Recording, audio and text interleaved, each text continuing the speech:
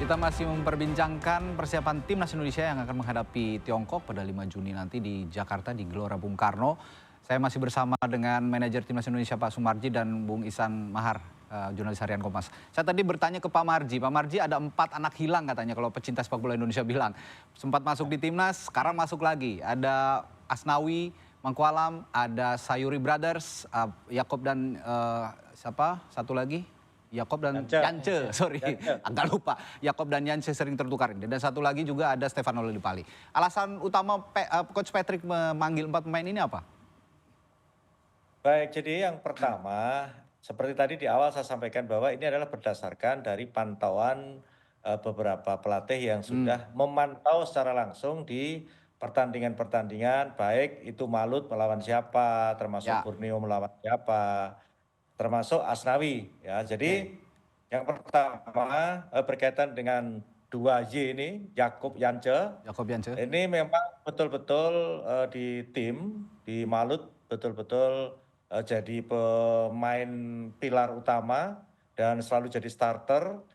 Di samping dia ini selalu jadi starter, tentu dia punya kelebihan, baik dari kelebihan kecepatan, kelebihan kekuatannya dia, strongnya dia, dan juga bisa membantu tim mengangkat timnya, sehingga Malut boleh dikatakan cukup baik ya di Liga 1.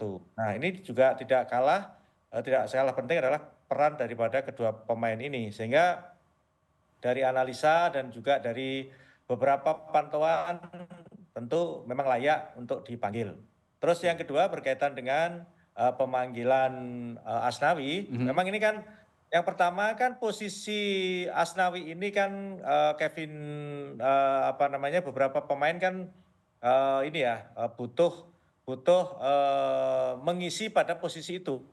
Tetapi kembali lagi itu juga nanti akan dilihat kembali apakah di posisi itu ada berapa orang, karena kita lihat di posisi itu cukup ada 3 orang, sehingga mungkin nanti akan tentu ada pilihan-pilihan lain ya. Banyak pilihan.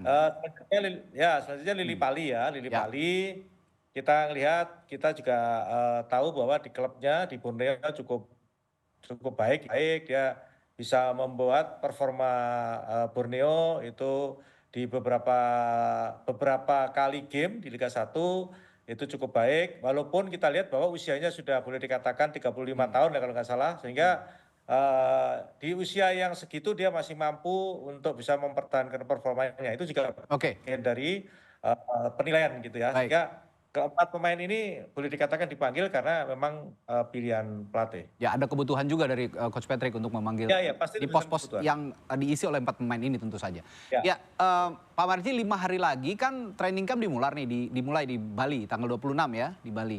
Ini kapan pemain kumpul kira-kira? Jadi begini. Jadi secara keseluruhan memang para pemain ini diharapkan tanggal 26 itu sudah kumpul semua. Tetapi termasuk yang abroad ya? Kenapa? Termasuk yang abroad juga? Ya, semuanya diharapkan. Semuanya diharapkan tanggal 26 itu sudah bisa kumpul semua di Bali. Tetapi kita lihat juga ada beberapa pemain yang dimungkinkan tidak bisa datang tepat waktu dikarenakan jadwal pertandingan di masing-masing klub. Di klubnya itu juga masih mengikuti pertandingan, sehingga mungkin ada beberapa yang datangnya mundur. Tetapi juga ada beberapa pemain yang saat sekarang ini abroad pun sudah boleh dikatakan tepat waktu, 20 bahkan 23 sudah ada yang akan datang. Sehingga kedatangan ini memang bervariatif tanggalnya, tetapi dipastikan bahwa tanggal 26 paling tidak tanggal 26 dari 32 pemain itu sudah lebih dari 20 yang datang. Uji tanding ada nggak kira-kira Pak Marji nanti setelah ada training camp? Sesuai jadwal sih ya, sesuai jadwal belum ada. Tapi nanti kita lihat ya. Tetapi kalau lihat jadwal, roadmap yang ada itu belum ada. Belum ada, Bung Ihsan, kalau kemarin kan sebetulnya melihat dari beberapa kali pernyataan Coach Patrick ya, bahwa kita kan wajib menang nih lawan Tiongkok, dan Coach Patrick juga optimistis bahwa kita harus menang lawan Tiongkok. Nah, realistisnya kalau melawan Tiongkok menang, bagaimana lawan Jepang? Karena ada juga desas-desus katanya Jepang bakal nurunin tim kedua karena mereka sudah lolos lebih dulu. Gimana nih? Iya, mungkin emang paling realistis lawan Jepang kita dapat imbang di Osaka gitu kan. Meskipun itu bakal akan sulit. Jepang bermain dengan tim kedua bahkan tim ketiga pun juga tentu Masih akan tetap sulit ya. Betul bagi kita. Di satu sisi Jepang juga tentu akan mengejar poin penuh. Kenapa? Karena jelas ini akan mempengaruhi poin mereka dan nanti di peringkat FIFA yang akan mempengaruhi undian nanti di bulan Desember. Dan tentu jadi tidak mungkinlah Jepang akan bermain setengah hati nih di Osaka, apalagi di depan pendukung mereka sendiri. Oke, nah kalau melihat kembalinya sejumlah pemain yang hilang tadi nih, saya bahas juga kalau tadi sudah sama Pak Marji, saya bahas sama Bung Isan. Ini apa yang bisa kita harapkan dari 4 pemain ini? Adakah bisa memberi warna yang lain dari bentuk permainan sebelumnya? Kalau dilihat dari yang komposisi yang ada gitu, misalkan Yakob dan Yance misalkan, kita kalau melihat di game melawan Australia dan juga lawan Bahrain, kita kekurangan pemain yang bisa lakukan improvisasi, terutama dari sisi saya. Pemain yang bisa dribble bola, pemain yang berani menghadapi 1 lawan 1. Itu hanya kelihatan ketika lawan Bahrain ada Ratmangun di situ, gitu kan. Dan ketika lawan Australia kita kehilangan ketika kita tertinggal, tidak ada pemain yang bisa memecah kondisi. Dan Yance dan Yakob punya kemampuan itu. Dan itu bisa jadi nilai positif bagi 2 pemain ini, yang syukur-syukur terutama Yance bisa fit ketika karena kita tahu terakhir Yance dipanggil di timnas bulan Mei untuk laga bulan Juni tahun lalu. Dan itu saat itu dia cedera di latihan. Ingat banget dia latihan di Madia dengan kondisi lapangan yang buruk. Dia cedera dan sehingga nggak bisa bermain. Dan semoga aja dengan kondisi fisik yang lebih baik dan fit.